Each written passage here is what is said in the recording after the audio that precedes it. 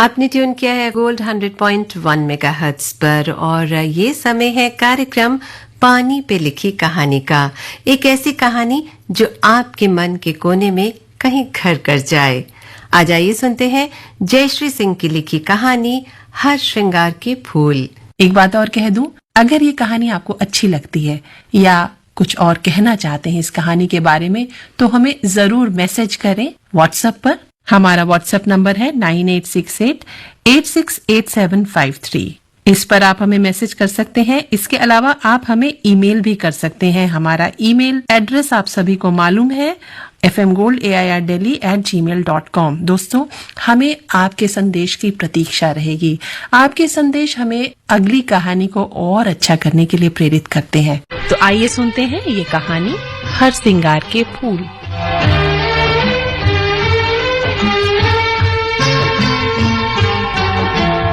प्राजक्ता आज दफ्तर के लिए जल्दी निकल पड़ी थी। दफ्तर में जरूरी काम था और जल्दी पहुंचने के लिए उसने टैक्सी ली, पर वो भी जुलूस में अटक गई।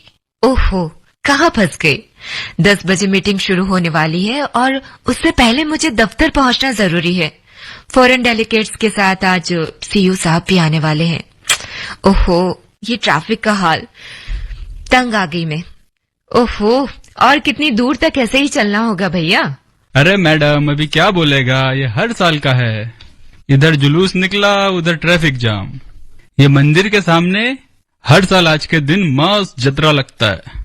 अभी आज के दिन आपको थोड़ा सा झेलना पड़ेगा मैडम, लेकिन टेंशन नहीं लेने का मैडम, अपन पहुंचा देंगे आपको। हाँ हाँ, तुम तो पहुंचा दोगे, लेकिन एक काम करो भैया, आप टैक्सी रोको, मुझे यहीं उतार दो। यूं ही बैठे बैठे इंतजार में और समय गवाना उसे गवारा न था। वो टैक्सी छोड़कर पैदल ही चल पड़ी। भीड़ इतनी ज्यादा थी कि ऑफिस पहुंचने में भी देरी हो गई। प्राजक्ता प्रेजेंटेशन दे नहीं पाई। सीईओ साहब से डांट पड़ी सो अलग। कितनी तैयारियां की थी उसने आज के दिन के लिए। पूरे दिन प्राजक्ता का मन उदास रहा। ठीक से लंच भी न ले पाई। शाम को बुझे मन से घर पहुंची तो माँ ने पूछा, अरे बन्नो रानी, तुमने बनारस का टिकट निकाल लिया कि नहीं? ओह माँ, काम में मैं बिल्कुल भूल गई। मेरी प्यारी माँ, मेरी अच्छी माँ। तू कितनी अच्छी है, तू कितनी भोली है, प्यारी प्यारी है।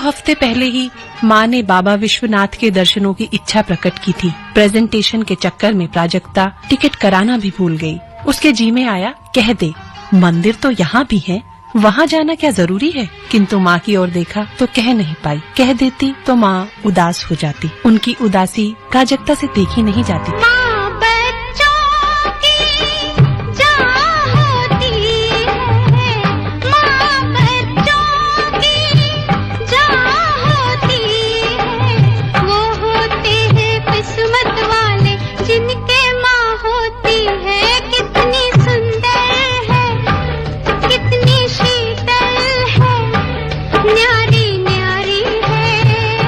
ओ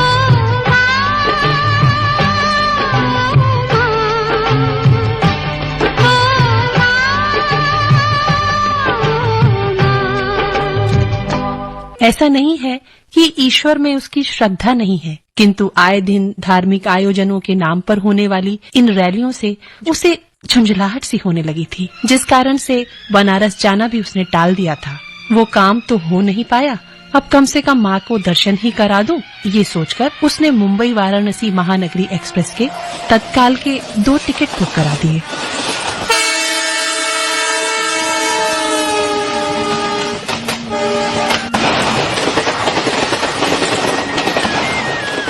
आज प्राजक्ता अपनी माँ के साथ वाराणसी में थी। गंगा तेरा पानी अमृत झरझर बहता जाए, युग युग से इस देश की धरती तुझसे जीवन पाए। गंगा तेरा पानी अमृत।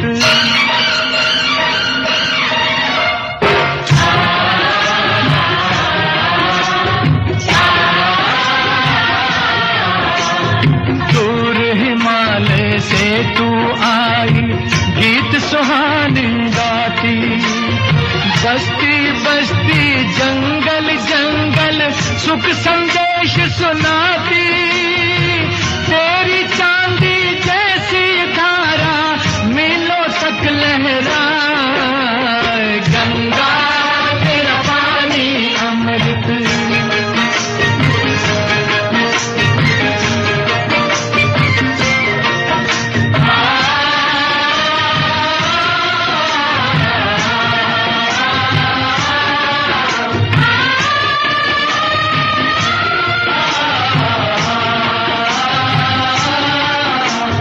कितने सूरज उभरे डूबे गंगा तेरे द्वारे, युगों युगों की कथा सुनाए तेरे बहते धारे। तुझको छोड़ के भारत का इतिहास लिखा ना जाए। गंगा तेरा पानी अमृत झरझर बहता जाए, युग युग से इस देश की धरती तुझसे जीवन पाए। गंगा तेरा पानी अमृत। होटल ब्रॉडवे में थोड़ी देर आराम करने के बाद सारा शहर घूमते हुए अंधेरा हो चुका था। सड़कों की भीड़ गायब हो चुकी थी। किसी अनजाने शहर में रात का समय भी एक भय का कारण बन जाता है।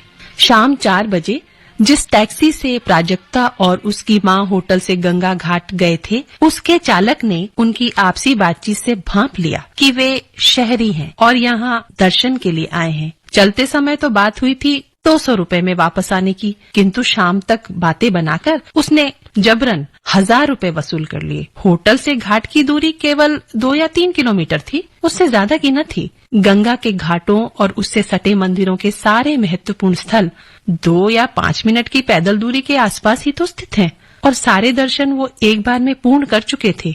लौटते समय दशाश्वमेध घाट पर रुककर अंत में गंगा जी की आरती देखकर वे होटल वापस जाना चाहते थे, किंतु टैक्सी वाला जिद पर अड़ गया कि वो आरती होने तक रुकेगा नहीं।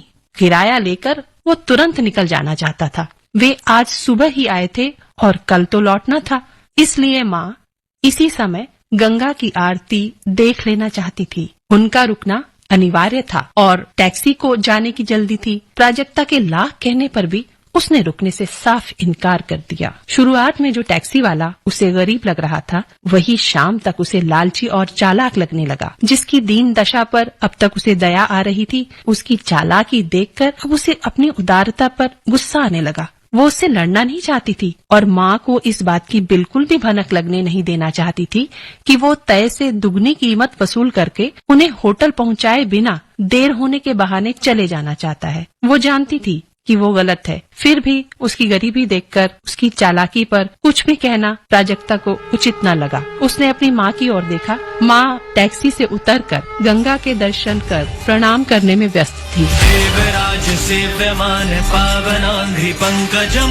व्याल यज्ञ सूत्रमिंदु शेखरम कृपाकरम नारदादि योगी वृंद वंदितम दिगंबरम काशिकापुराधिनाथ काल भैरवं भजे।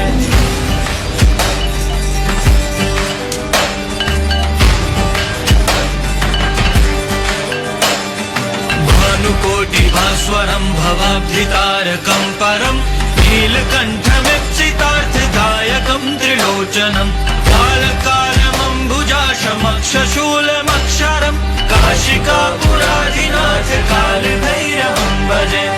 मन में कुछ सोचकर बिना बात बढ़ाए प्राजक्ता ने अपना ठगा जाना स्वीकार कर लिया और उसकी ओर 500 रुपए के 2 नोट आगे बढ़ा दिए। करारे नोट जेब के हवाले कर टैक्सी वाला टैक्सी मोड़कर तेजी से निकल गया। उसने आज ही माँ से सुना था। अरे इतिहास से जुड़ा इलाका है, हम तो कह रहे थे कि हम पैदल ही चले जाएंगे। यहाँ तो लोग 2-3 किलोमीटर की दूरी पैदल चलकर ही तय कर लेते हैं। अरे माँ, तो ऐसी हालत में तुम्हें क्या मैं पैदल लेकर आती यहाँ पर दर्शन के लिए? प्राजक्ता के दिन भर का निरीक्षण माँ के कहे सत्य को प्रमाणित कर चुका था। ऐसे में टैक्सी वाले को आज 2-3 घंटे की कमाई में ही 1000 रुपए मिल गए थे। इन रुपयों से वह अपने परिवार के न जाने कितने जरूरी काम निपटा लेगा। यही सोचकर ठगे जाने के बाद भी उसने संतोष कर लिया। आरती देखने में काफी समय हो गया था। रात को यहाँ वहाँ घूमकर वे काफी थक भी चुकी थी। अब बस यही इच्छा थी कि जल्दी से कोई टैक्सी मिले और वे होटल पहुँचे। दिन भर तो कई टैक्सी और रिक्शा यहाँ वहाँ खाली बैठे दिखते रहते, किंतु इस समय तो इनका जैसे अकाल ही पड़ गया था। अंधेरा बढ़ने के साथ सड़कों पर भीड़ भी कम होती जा रही थी। 1-2 रिक्शे वाले दिखे तो, लेकिन वे होटल तक चलने को तैयार भी न हुए। अब तो स्थिति ये थी कि यदि कोई चलने को तैयार भी हो जाए तो वो उस पर विश्वास भी कितना करे। चिंता, डर, आशंका और माँ की डांट के आगे मौन रहकर रिक्शा खोजने के अलावा उसके पास कोई चारा भी नहीं था। वो मन ही मन भगवान को मनाने लगी। बाबा विश्वनाथ की भूमि पर उन्हीं से सुरक्षा और सहयोग की प्रार्थना करने लगी। तभी पीछे से लगभग 70 की उम्र का एक बूढ़ा धीरे धीरे रिक्शा खींचता हुआ उनके पास आया। उसकी उम्र और उसकी दशा देखकर प्राजक्ता ने उसे अनदेखा करने की भरसक कोशिश भी की, पर शायद उसने दूर से ही उन्हें रिक्शा रुकवाते हुए देख लिया था। उसके पास आकर पूछा, कहाँ जाओगी बेटी? प्राजक्ता की समझ में नहीं आ रहा था कि उसे क्या करना चाहिए। वे 2 लोग और वो बूढ़ा। उत्तर में देरी होते देख उसने अपना प्रश्न दोहरा दिया। अरे बताओ बेटा, कहाँ जाओगी? उसे लगा कि शायद इसे पैसों की जरूरत है, तभी तो जब अधिकांश रिक्शे वाले घर जा चुके हैं, वो अभी भी अकेला सवारी की तलाश में रिक्शा लिए सड़क पर घूम रहा है। प्रत्युत्तर के लिए वो देर तक उनकी ओर देखता रहा। बड़े संकोच से प्राजक्ता ने कहा, होटल ब्रॉडवे। उसने बड़ी गंभीरता से जवाब दिया। ठीक है, तो बैठ जाइए, छोड़ देंगे। ज्यादा नहीं, 20 रुपए दे देना। अरे नहीं बाबा, हमें रिक्शे की जरूरत नहीं है बाबा। अरे बैठ जाओ बिट्टी, अब पैदल कहाँ जाओगी? अजनबी शहर है, जहाँ कहोगी छोड़ दूंगा। मैं तो मुसाफिर को उसकी मंजिल तक पहुँचाने का ही काम करता हूँ। क्या? अरे तुम बैठोगी तो इस गरीब को एक बखत का खाने का दाना मिल जाएगा बेटा। 2 दिन हो गए अन्न का दाना नहीं गया पेट में बेटा। अच्छा ठीक है। बोलो कहाँ छोड़ दूं तुमको? होटल ब्रॉडवे चलना है बाबा। अरे तो बिल्कुल छोड़ देंगे बेटा, बिल्कुल छोड़ देंगे। अब बैठिए, अब बैठिए बैठिए, आप भी बैठिए, बहन जी आप भी बैठिए। ज्यादा नहीं, 20 रुपया दे देना, बस बहुत है। क्या 20 रुपए? प्राजक्ता का अंदाजा सही था। उस गरीब के लिए उस समय 20 रुपए भी रात के भोजन के लिए पर्याप्त थे। डूबते को तिनके का सहारा। एक पल को लगा जैसे नियति ने उन्हें एक दूसरे की सहायता के लिए ही भेज दिया है। वे रिक्शे पर बैठ गए और धीमी गति से रिक्शा खींचता वो चल पड़ा। प्राजक्ता ने मन ही मन भगवान से पूछा, हे बाबा विश्वनाथ, तेरी नगरी में भी लोगों की ये हालत है?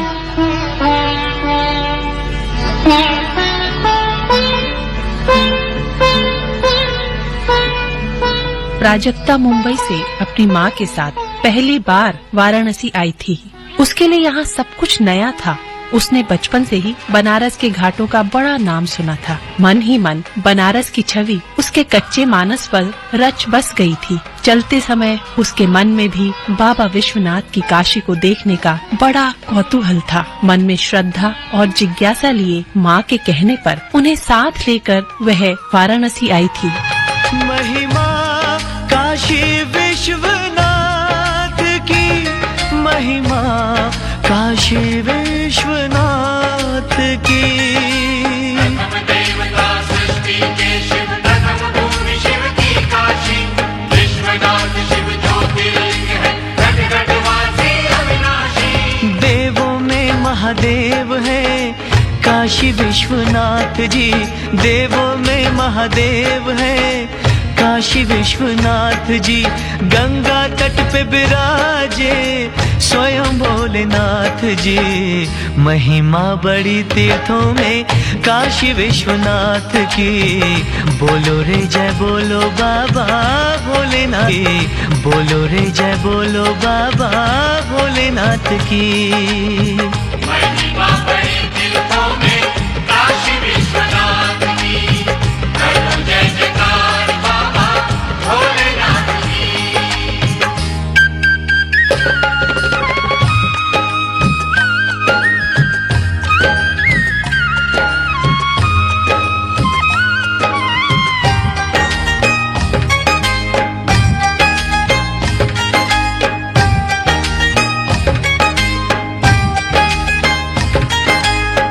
गंगा अपने अमृत जल की धारा बन के बहती है। काशी की पावन भूमि को मोक्ष धाम मां करती है। ओ जो भी जल में नहाता उसको स्वर्ग का सुख देती है। दशाश्वमेध घाट प्राणी तरे नहात। दशाश्वमेध घाट प्राणी तरे नहात। गंगा तट पे विराजे स्वयं भोलेनाथ जी। महिमा बड़ी तीर्थों में काशी विश्वनाथ की। बोलो रे जय बोलो बाबा भोलेनाथ की। महिमा बड़ी तीर्थों में काशी विश्वनाथ की। करो जय जयकार बाबा भोलेनाथ की। महिमा काशी विश्वनाथ की। महिमा काशी विश्वनाथ की। प्रथम देवता सृष्टि के शिव, प्रथम भूमि शिव की काशी। विश्वनाथ शिव ज्योतिर्लिंग है, घट घट वासी अविनाशी। लाखों भक्तगण शिव के नाम पर दक्षिण पश्चिम पूरे भारत सहित देश विदेश के कोने कोने से भगवान की कृपा पाने के लिए आस लिए चले आते हैं। आंखों देखे इस यथार्थ से अचंभित सारी बातों का चिंतन मनन करती हुई वो सामान्य रूप से गतिशील उस रिक्शे वाले के पैरों की ओर देखती रही। वो बड़ी मेहनत से संभल कर पैडल मारता हुआ रिक्शा चला रहा था। होटल पहुंचते ही रिक्शे से उतरकर सेवा पूर्ण कर देने की मुद्रा में वो विनीत भाव से खड़ा हो गया। उसने प्राजक्ता से कहा, ला बिट्टी आ गया। यहीं थोड़ी दूर रहता हूँ बिट्टी। यदि कल कहीं जाना हो ना तो बता देना, भुनसारे सवेरे सवेरे आ जाऊंगा। बाबा, ऐसे तो हम सारा बनारस घूम चुके हैं, लेकिन माँ की बड़ी इच्छा है कि एक बार फिर से बाबा विश्वनाथ के दर्शन करें। तो एक काम करना बाबा, तुम 7:30 बजे फिर से सुबह आ जाना, ठीक है? बिटिया, हम बिल्कुल आ जाएंगे, चिंता न करो। हाँ, अच्छा चलते हैं। अगली सुबह 7:30 बजे चाय नाश्ता निपटाकर वे कमरे से बाहर निकलने ही वाले थे कि फोन की घंटी बजी। फोन रिसेप्शन से था। मैनेजर ने प्राजक्ता से पूछा, मैडम, आपने किसी भोले बाबा को बुलाया था क्या? भोले बाबा? नहीं, हमने किसी भोले बाबा को नहीं बुलाया। अरे मैडम, भोले बाबा वो रिक्शे वाला का नाम है। हाँ, रिक्शे वाला बाबा बुलाया था। हम तैयार है, बस निकलने वाले हैं। देखिए मैडम, वो तो सुबह 6:30 बजे से यहाँ पर आकर बैठा है। अच्छा, हम बस तैयार हैं, अभी निकलने ही वाले हैं। इस समय 7:35 हो रहे थे और वो पिछले 1 घंटे से उनकी प्रतीक्षा कर रहा था, जबकि प्राजक्ता ने तो उसे 7:30 बजे आने को कहा था। बाहर निकलकर उसने रिक्शे वाले से पूछा, बाबा, मैंने आपको 7:30 बजे आने के लिए कहा था, फिर आप 6:30 बजे ही क्यों आ गए? वो बड़ी सहजता से बोला, अरे बिट्टी, हमारे पास कोई घड़ी तो है नहीं और न पढ़े लिखे हैं। अब क्या पता क्या समय हुआ है। सूरज देवता को देख के टाइम का अंदाजा लगा लेते हैं, अब हमने सोचा कहीं देर ना हो जाए तो सूरज उगते ही यहाँ पहुँच गए। आओ, अब कोई बात नहीं, हमारी चिंता न करो। दिन के उजाले में उसके चेहरे और हाथ की झुर्रियां साफ दिखाई दे रही थीं। ऊंचा कद, दुबला शरीर, गहरी छोटी आंखें, धूप में झुलसी हुई काली चमड़ी, और ये माथे पर तिलक की जगह कैसा निशान है? अच्छा बाबा, आपका नाम भोले बाबा है? भोले बाबा कह लो, कोई कुछ भी कहता रहता है। गरीब का कोई नाम नहीं होता है बिट्टी। गरीब तो ये आदमी होता है, ये आदमी, ये रिक्शा वाला, बस। जगह जगह सिला हुआ कुर्ता, मैली सी धोती, पैरों में टूटी हुई चप्पल, साथ में पुरानी सी रिक्शा और उखड़े हुए किनारे। उसका और उसके रिक्शे का मुआयना कर कर उसने अपनी माँ की ओर देखा। माँ की आंखों में भी वही सवाल था, क्या इस रिक्शे में बैठना ठीक रहेगा? बूढ़ा गरीब ही नहीं, अत्यंत दरिद्र भी था। उसने हाथ के इशारे से बताया कि यही कुछ दूर पर मेरा घर है। उसके इंगित दिशा की ओर उन्होंने देखा तो होटल से कुछ ही दूरी पर सड़क किनारे पर एक टूटा हुआ झोंपड़ा दिखाई पड़ा। झोंपड़े के आसपास हर सिंगार का एक पेड़ था। इतना सब देखने और जानने के बाद ना कहने का तो कोई कारण ही नहीं था। प्राजक्ता ने संभाल कर माँ को रिक्शे पर चढ़ाया। सीट के किनारे की टिन जगह जगह से उखड़ी हुई थी। चढ़ते समय कपड़ों के किनारों के फंसने और फटने के डर से वो भी बहुत संभल कर बैठी। इस बीच वो रिक्शे को कस कर पकड़ा रहा। अपने रिक्शे की स्थिति को वो उनसे बेहतर जानता था। उनके बैठ जाने के बाद रिक्शे वाले ने रिक्शे के हैंडल पर टंगा हुआ अपना गमछा निकाला और बड़े धैर्य से गमछे की गांठ को खोलकर उसे प्राजक्ता की ओर बढ़ा दिया। प्राजक्ता ने चौंक कर पूछा, ये क्या है और मुझे क्यों दे रहे हैं आप? गमछे में हर सिंगार के ढेर सारे ताजे और खुशबूदार फूल थे। उसके इस व्यवहार से प्राजक्ता को बड़ा ताज्जुब हुआ। उसने उन फूलों को लेने से इनकार कर दिया। उसके इनकार पर वो थोड़ा दुखी होकर बोला, बिट्टी, ये फूल आज ही सुबह तोड़े हैं। आप बाबा के धाम जा रही हो तो मेरी ओर से इन फूलों को शिव जी के चरणों में चढ़ा देना बिट्टी। क्या?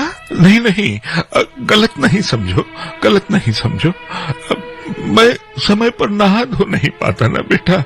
अब कभी नहा धो भी लूं तो पहनने के लिए दूसरा कपड़ा नहीं है। यही एक जोड़ी कपड़ा है, यही धोता हूँ, यही पहनता हूँ। अब कभी नहाता हूँ तो कभी कपड़ा धोता हूँ। बस जब भी कभी कोई सवारी लेकर धाम में आता हूँ ना, तो बस दूर मुखद्वार से हाथ जोड़कर माथा टेक लेता हूँ। आपने कहा था कि आज सुबह बाबा के दर्शन के लिए जाएंगी, इसीलिए सवेरे जल्दी उठकर ताजे फूल तोड़कर लाया हूँ। हाँ, इन्हें मेरी तरफ से उनके दरबार में चढ़ा देना, मेरी हाजिरी लग जाएगी बिट्टी। हाँ, अरे मेरे भक्ति भाव के ये पुष्प उनके चरणों में पहुंच जाएंगे। बस न जाने कभी कृपा हो जाए मेरे ऊपर भी है। वो तो काशी के नाथ हैं, सब कुछ जानते हैं। उन्हीं की कृपा से रोजी रोटी मिल रही है बेटा। बस मना मत करो बेटा, ले लो। बूढ़ा शिवजी की अदृश्य कृपा पर पूर्ण रूप से कृतज्ञ था और आभार में उन्हें अपने श्रद्धा सुमन अर्पित करना चाहता था। उसकी इस दयनीय दशा को देखने और अब तक की बातें सुनने के बाद प्राजक्ता की हिम्मत नहीं हुई कि वो उससे आगे कुछ कहे या पूछे। हाँ बाबा, बिल्कुल, लाइए दीजिए ना, मैं इन्हें संभाल के रख लेती हूँ। प्राजक्ता ने एक पन्नी में सारे फूल समेटकर पर्स में रख लिए। बूढ़ा गंभीर मुद्रा में रिक्शे पर बैठकर पैडल चलाने लगा। वो सड़क के उस पार पहुँचे ही थे कि उनकी रिक्शा में कुछ खट की आवाज आई और रिक्शा रुक गया। उसने पूछा, अरे क्या हुआ बाबा, ये आवाज कैसी थी? कुछ नहीं बिट्टी, कुछ नहीं, चेन उतर जाती है। अभी ठीक किए देता हूँ, देर नहीं होगी। 2 मिनट में कुछ ठीक कर वो पूर्ववत रिक्शा चलाने लगा। विश्वनाथ गली तक पहुंचने में यही क्रम 2-3 बार चलता रहा। वो जानता था कि उसके रिक्शे का मर्ज क्या है, किंतु वो उसका इलाज कराने में असमर्थ था, इसलिए खुद ही कुछ काम चलाऊ उपाय करके आगे बढ़ता जाता। मुख्य मंदिर मार्ग पर पहुंचकर वो एक किनारे रिक्शा लेकर खड़ा हो गया। प्राजक्ता ने उसे 500 रुपए देने की कोशिश की, किंतु उस संतोषी जीव के लिए कल के दिए 50 रुपए ही बहुत थे, इसलिए उसने आज कुछ भी लेने से इनकार कर लिया। प्राजक्ता चाहती थी कि वो उन रुपयों को ले ले, और वो था कि मेहनत से अधिक कुछ भी लेने के लिए तैयार न था। कुछ पल ठहर कर उसने कहा, ले लीजिए न बाबा, इनकार ना कीजिए। अरे बिट्टी, जब तक हाथ पाँव चलते हैं तब तक क्यों किसी के आगे हाथ फैलाऊं?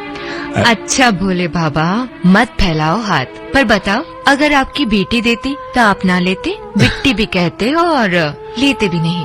अरे बिट्टी, बेटिया तो तुम हो ही मेरी, इसीलिए तो मैं आया हूँ। क्या मतलब? मेरा मतलब है कि तुम भगवान के दर्शन करने जाओ। हा? जाओ बेटा, जाओ, जल्दी जाओ, पट खुलने वाले हैं। मुख्य द्वार से प्रवेश कर भीतर आंगन के उस पार मुख्य मंदिर में प्रवेश किया तो पाया कि पट अभी खुला ही नहीं है। कल जिस माली ने उससे फूलों की बड़ी माला लाने को कहा था, वो अभी तक नहीं आया था। समय हो चुका था, वो आता ही होगा, ये सोचकर प्राजक्ता भीतर पट के ठीक सामने बैठ गई। जो भक्त पहले से पहुँचे थे वे आँख मूंद कर संकीर्तन में लीन थे।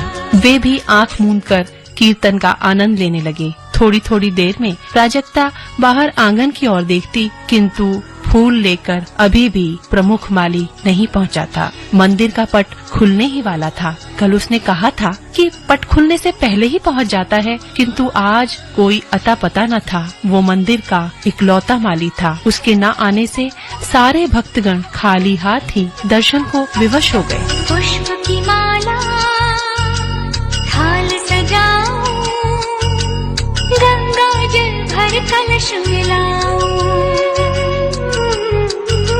नव ज्योति के दीप जलाऊं, चरणों में नित शीश झुकाऊं। भाव विभोर होके भक्ति में रोम रोम रम जाए,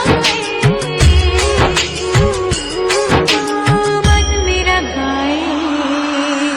ओम नमः शिवाय, ओम नमः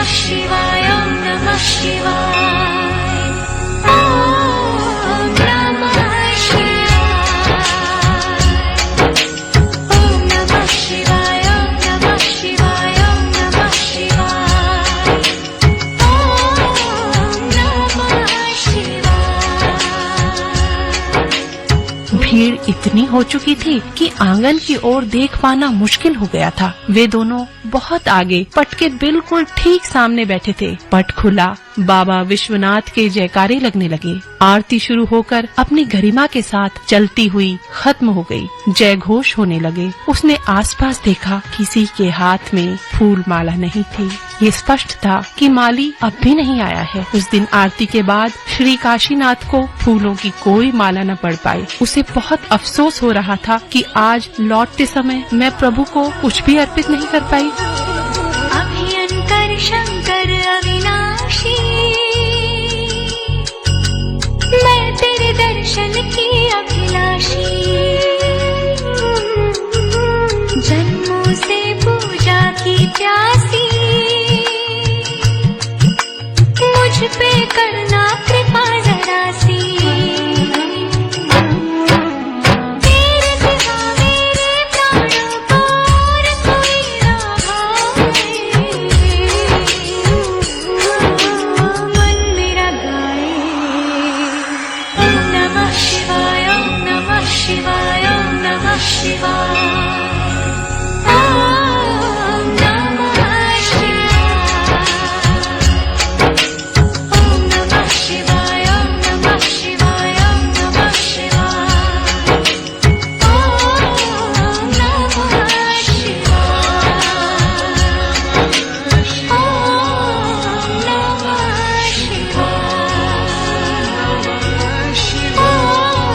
कहाँ तो सोचा था चलने से पहले बेला गुलाब की एक बड़ी सी माला चढ़ाऊंगी, और यहाँ तो आज अर्पण के लिए एक फूल तक नसीब नहीं। इस विषय में सोचते ही उसे उस बूढ़े के दिए हुए हर श्रृंगार के फूल याद आए।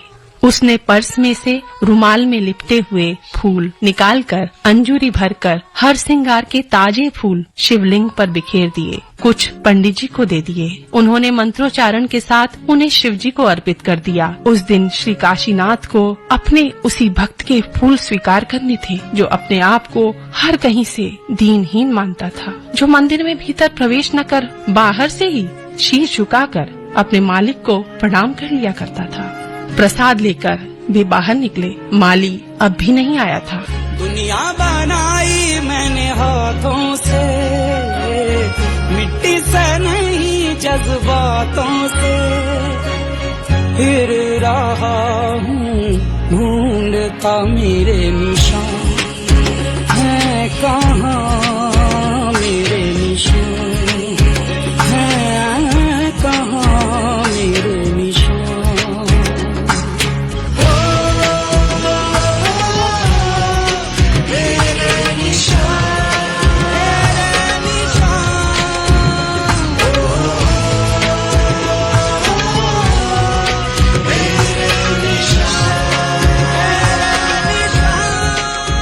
प्राजक्ता जान गई थी कि आज माली नहीं आएगा, क्योंकि आज शिव जी पूर्ण रूप से पवित्र हृदय वाले उस बूढ़े के भावों के भूखे थे। वो यही सोचकर गदगद थी कि इस नेक कार्य के लिए बाबा विश्वनाथ ने मुझे चुना। उस दिन मंदिर में वो जो कुछ घटित हुआ उसे प्राजक्ता और उसकी माँ के अलावा कोई नहीं जान पाया। तेरा ही साया बनके तेरे साथ चला मैं, जब धूप आई तेरे सर पे तो छाँव बना मैं।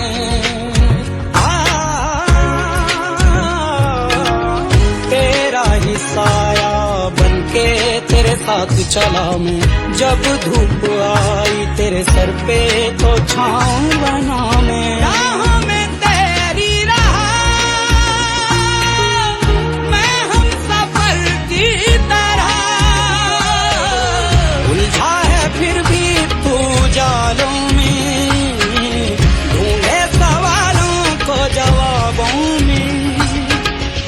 उन अदृश्य भावों और संवादों को महसूस करके वो रोती जा रही थी। उसके आंसू थमने का नाम ही नहीं ले रहे थे। बाहर आकर देखा तो बूढ़ा वहाँ नहीं था। गली के किनारे खड़े उस रिक्शे की ओर इशारा करके उसने बगल की दुकान से सटे बेंच पर बैठे लोगों से उस बूढ़े के विषय में पूछा तो उन लोगों ने कहा, नहीं मैडम, हमने तो किसी रिक्शे वाले को नहीं देखा, किसी बूढ़े को नहीं देखा। ये क्या कह रहे हैं आप? उसका रिक्शा तो यहीं खड़ा है, फिर आपने कैसे नहीं देखा उन्हें?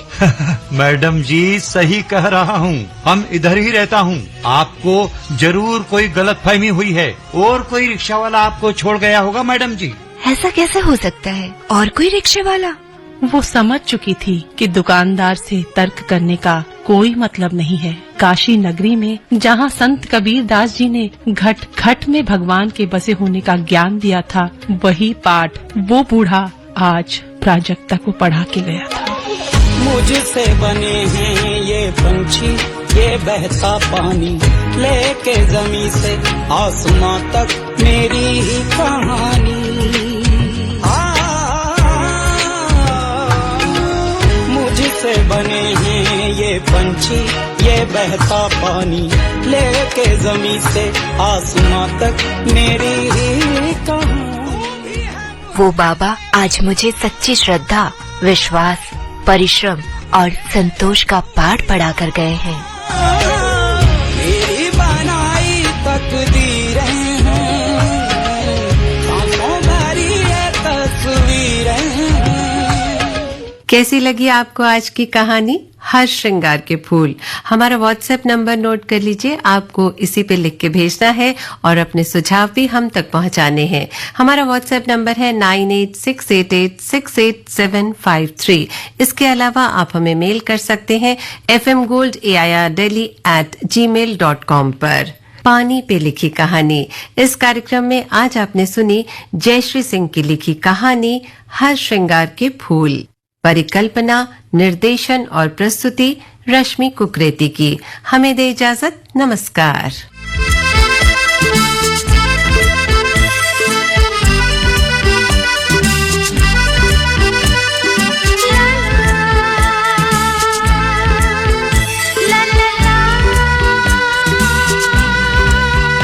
छोटी सी कहानी से, बारिशों के पानी से सारे वादे भर गई। छोटी सी कहानी से, बारिशों के पानी से सारे वादे भर गई। ना जाने क्यों दिल भर गया, ना जाने क्यों आँख भर गई।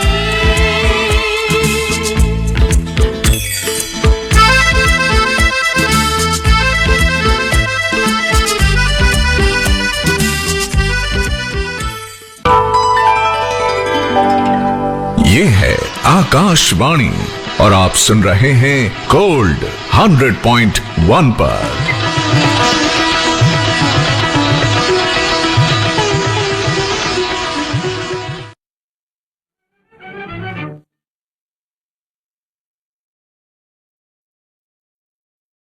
तस्वीर लेकर क्या करोगे तुम, मेरी तस्वीर लेकर, मेरी तस्वीर लेकर क्या करोगे तुम, मेरी तस्वीर लेकर, मेरी तस्वीर लेकर, दिल दिल गिर लेकर, लुटी जागीर लेकर, जली तकदीर लेकर क्या करोगे तुम, मेरी तस्वीर लेकर, मेरी तस्वीर लेकर क्या करोगे तुम, मेरी तस्वीर लेकर।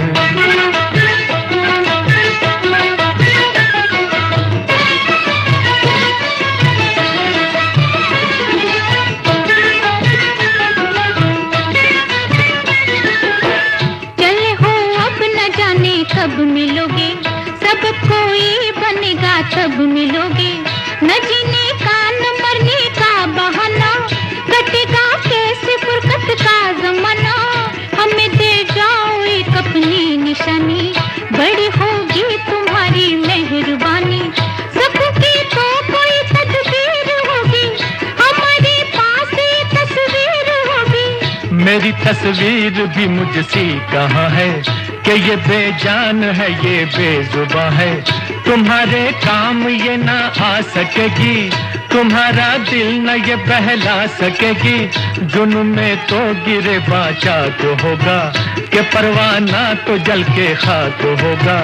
तुम्हारे सामने जब हम न होंगे, ये गम तस्वीर से तो कम न होंगे। यूं ही तड़पोगे तुम, आहें भरोगे, क्या करोगे तुम मेरी तस्वीर लेकर, मेरी तस्वीर लेकर क्या करोगे तुम मेरी तस्वीर लेकर।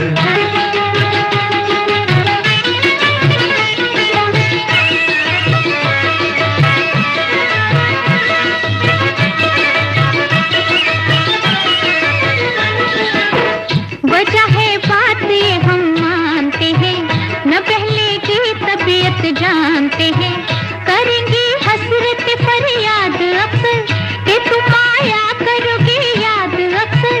हमें फुर्सत न होगा यूं गवारा, मगर थोड़ा सा तो होगा सहारा। जुदाई में मुलाकातें करेंगे कि हम तस्वीर से बातें करेंगे। ख्यालों में बसा लो मेरी सूरत, मेरी तस्वीर की है क्या जरूरत। मेरी यादों को समझो यादगारें, खिजा में भी रहेंगी फिर बहारें। समा ख्वाबों का होता है सुहाना, कभी आना कभी मुझको बुलाना। हमें एक दूसरे की दीद होगी, निगाहों की दिलों की ईद होगी। न मानोगे तो रो रो के मरोगे, क्या करोगे तुम मेरी तस्वीर लेकर, मेरी तस्वीर लेकर क्या करोगे तुम मेरी तस्वीर लेकर।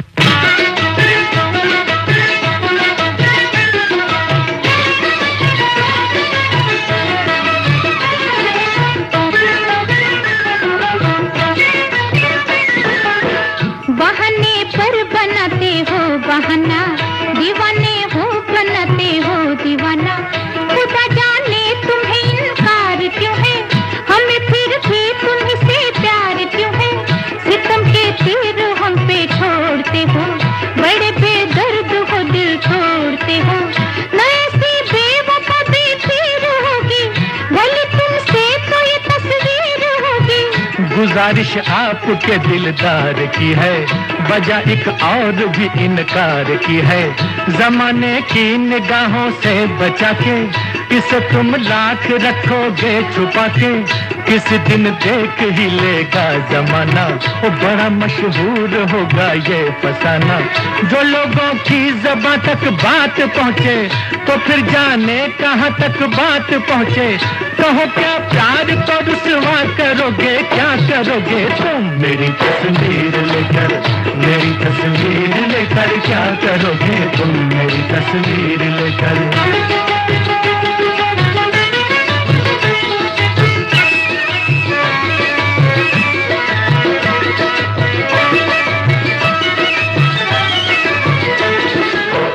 हमें मंजूर ये रुसवाइयाँ हैं कि इनसे भी बुरी तन्हाइयाँ हैं। मोहब्बत के नहीं दस्तूर ऐसे, हमें चर्चे नहीं मंजूर ऐसे।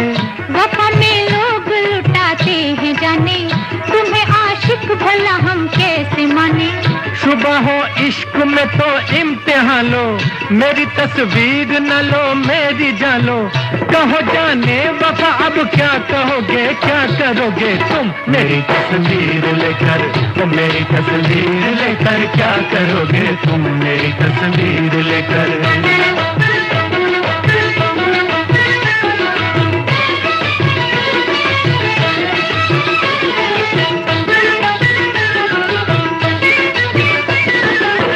जुबां क्यों रुक गई है, वो निगाह क्यों झुक गई है। अजी घबरा गए क्या, कहो शर्मा गए क्या। अभी है रात बाकी, अभी है बात बाकी। अभी से हार बैठे, दिलो जावार बैठे। नया अंदाज कोई, नई परवाज कोई। लबों को सी लिया क्या, यूं सा पी लिया क्या। चले तकरार आगे, चलो सरकार आगे। बने तस्वीर क्या बैठे रहोगे, क्या करोगे तुम मेरी तस्वीर लेकर, मेरी तस्वीर लेकर क्या करोगे तुम मेरी तस्वीर लेकर, मेरी तस्वीर लेकर। दिल दिल गिर लेकर, लुटी जागीर लेकर। जली तकदीर लेकर क्या करोगे, क्या करोगे तुम मेरी तस्वीर। क्या है दिलों का न पूछो सनम, आपका मुस्कुराना गजब ढा गया, हाल क्या है दिलों का न पूछो सनम, आपका मुस्कुराना गजब ढा गया। एक तो महफिल तुम्हारी हंसी कम न थी, एक तो महफिल तुम्हारी हंसी कम न थी, उस पे मेरा तराना गजब ढा गया, हाल क्या है दिलों का न पूछो सनम।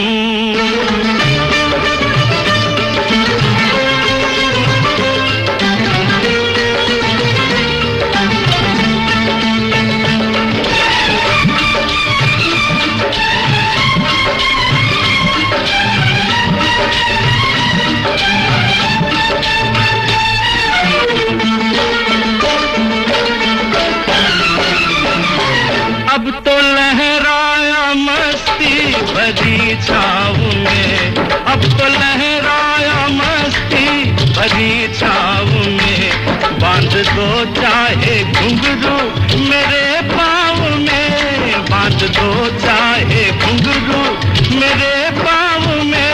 मैं बहकता नहीं था मगर क्या करूं, मैं बहकता नहीं था मगर क्या करूं, आज मौसम सुहाना गजब ढा गया, मैं बहकता नहीं था मगर क्या करूं, आज मौसम सुहाना गजब ढा गया, हाल क्या है दिलों का न पूछो सनम।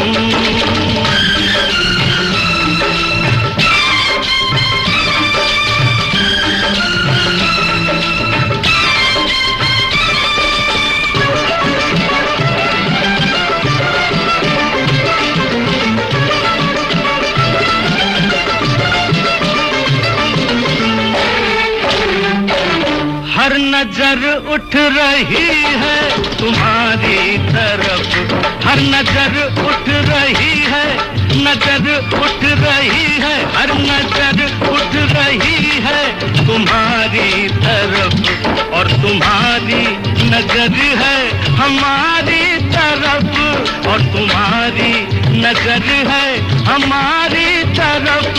आँख उठाना तुम्हारा तो फिर ठीक था, आँख उठाना तुम्हारा तो फिर ठीक था, आँख उठाकर झुकाना गजब ढा गया, हाल क्या है दिलों का न पूछो सनम, आपका मुस्कुराना गजब ढा गया।